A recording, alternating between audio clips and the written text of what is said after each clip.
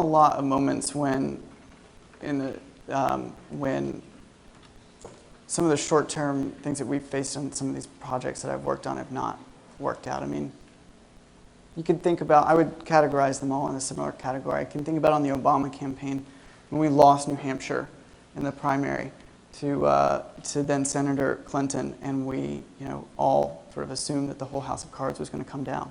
Or you can think about with Facebook when we turned on the news feed in 2006 and the entire network freaked out. And our faces were on the TV for the first time as people who were not listening to the very customers that we were serving.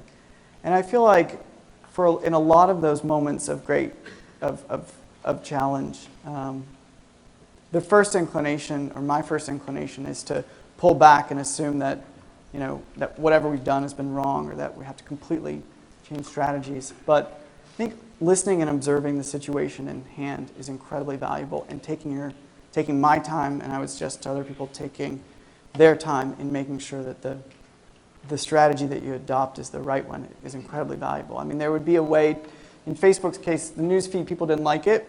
Facebook could have just turned it off. We could have made the decision, and that was some of our initial inclinations. Users don't like it, let's turn it off. And now it turns out, 5 years later, it's immensely popular.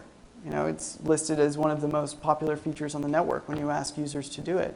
So taking a little bit more time to think more carefully about a strategy was what really benefited us then. So with all of these challenges, I feel like taking your time and being thoughtful is something I'm constantly challenging myself to do, because it's easy to just do what's impulsive, but not necessarily that natural to dig in and get a little perspective. I think there's this sense that we came up with the idea of Facebook, and the idea itself was just, what is now a $100 billion company. And that could not be further from the truth. I mean, the idea was a strong idea when it came about, but it's taken 8 years for Facebook to grow to the size that it is now, and it's been after product cycle to develop the business model, to build applications on a whole host of other devices, and it's a long-term investment. And so there's certainly some luck involved. There was certainly some luck involved in Facebook, and the other things that I've done is there isn't anything else that we do in life. But the way you minimize, I think, the way you minimize your